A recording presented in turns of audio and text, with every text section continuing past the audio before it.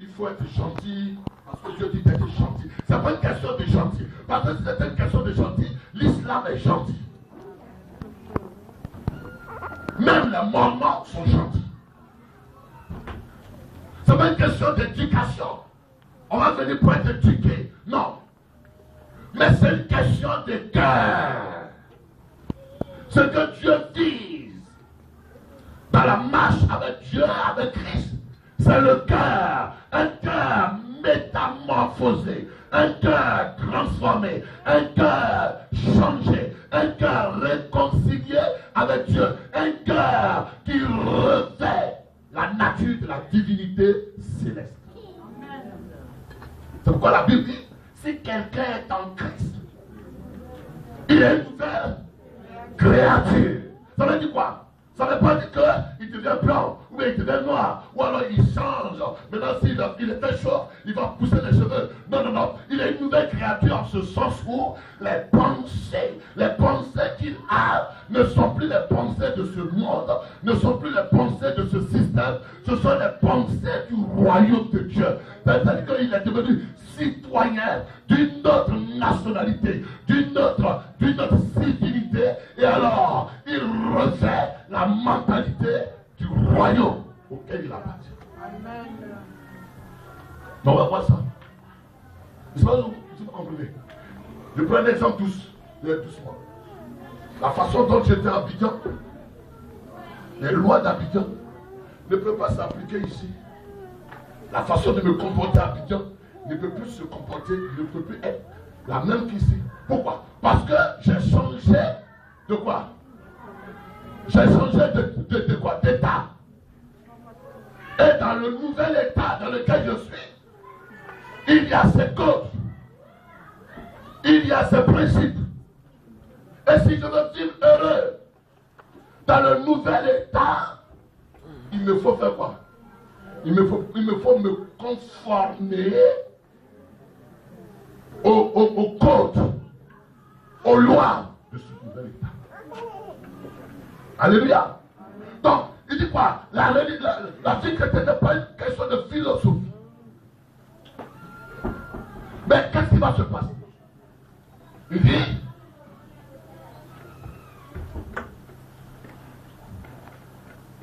quand vous étiez mort par vos offenses, il vous a amené à la vie, ainsi de suite. Il a effacé l'acte.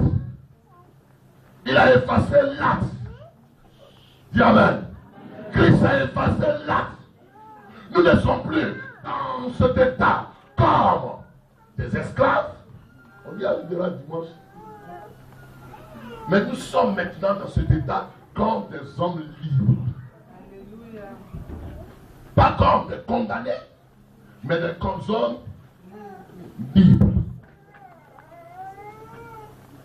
Dieu ne nous voit plus comme des pécheurs, mais comme des hommes qui ont été justifiés par l'œuvre de Christ à la croix. Donc, priez, dit que Seigneur, oh, souviens-toi de moi, je suis un pauvre pécheur. Cette prière n'est plus valable pour celui qui est en Jésus-Christ. Il n'est plus un pauvre pécheur, il est un riche héritier de Dieu. Il faut que dans ce royaume-là, notre mentalité change, notre conception change, notre façon de nous voir change, parce que Dieu ne nous voit plus comme des misérables, comme des condamnés, comme des pécheurs, mais comme des rachetés, comme des princes héritiers, comme des justifiés, comme les fils du royaume. Alléluia. Ok. Mais pourquoi tout cela on sait, mais ça ne marche pas? Pourquoi on n'est pas heureux?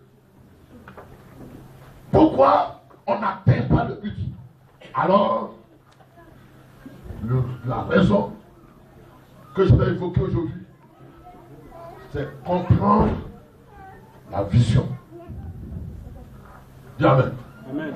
Comprendre, il y a beaucoup de thèmes aujourd'hui. Comprendre la vision. Comprendre la vision. Actes chapitre 26. Actes 26.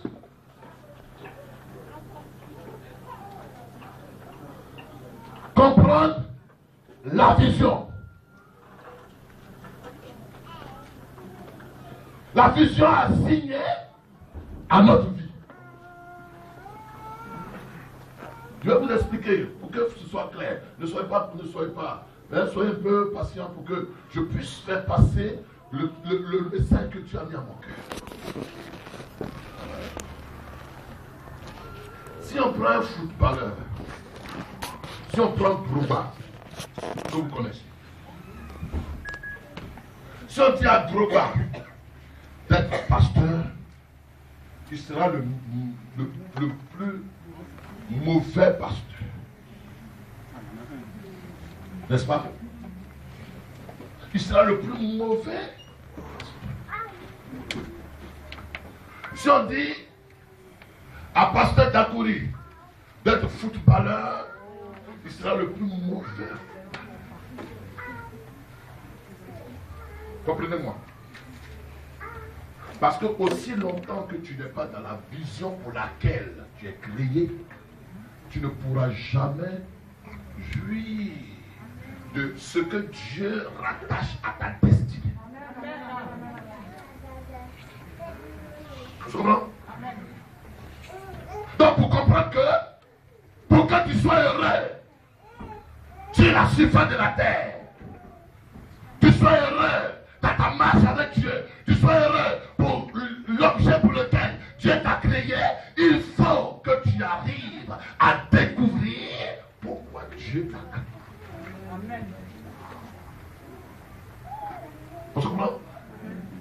Aussi longtemps que tu n'arrives pas à découvrir ce pourquoi Dieu t'a créé, ce pourquoi Dieu t'a porté, il t'a placé dans le corps de Christ, ce pourquoi Dieu t'a sauvé, ce pourquoi Dieu t'a mené à Christ, ou il t'a mené dans cette église, aussi longtemps que tu n'as pas maîtrisé, tu n'as pas découvert le don, l'objet pour lequel tu es conçu, tu seras comme un voyageur sans but.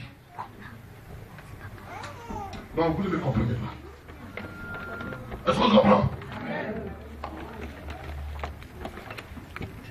Et si tu veux faire ce que tu n'es pas appelé de faire, tu vas mal le faire. Et même si on te paye cher pour un emploi pour lequel tu n'es pas qualifié, tu auras le salaire, mais tu n'en seras pas heureux. À moins que tu ne sois pas normal. Est-ce qu'on comprend? Oui bien, moi j'étais professeur de comptabilité. Je prenais 3/4 de mes heures à parler de Dieu que de parler de comptabilité.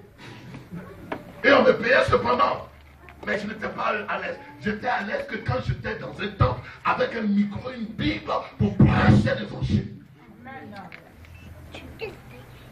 Donc aussi longtemps que tu n'es pas entré dans la vision pour laquelle Dieu t'a appelé, Dieu t'a conçu, Dieu t'a fait, Dieu t'a suscité, tu ne seras pas heureux. Et encore, toutes les prières que tu feras ne seront jamais exaucées.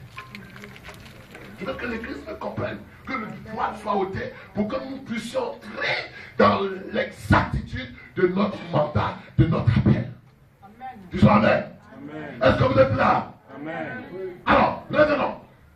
Acte 26, verset 15 au verset 12. Acte 26, verset 15. Je répondis, qui es-tu, Seigneur? Et le Seigneur dit, je suis Jésus que tu persécutes. Mais lève-toi et tiens-toi sur tes pieds, car je te suis apparu pour t'établir ministre et témoin des choses que tu as vues et de celles pour lesquelles je t'apparaîtrai. Je t'ai choisi du milieu de ce peuple et du milieu des païens vers qui je t'envoie, afin que tu leur ouvres les yeux pour qu'ils passent des ténèbres à la lumière et de la puissance de Satan à Dieu, pour qu'ils reçoivent par la foi en moi le pardon des péchés et l'héritage avec les sanctifiés. En conséquence, En conséquence, roi Agrippa, je n'ai point hésité à la vision céleste. Amen. Dis Amen. Dis, je n'ai point hésité à la vision céleste. Je n'ai point hésité au mandat céleste.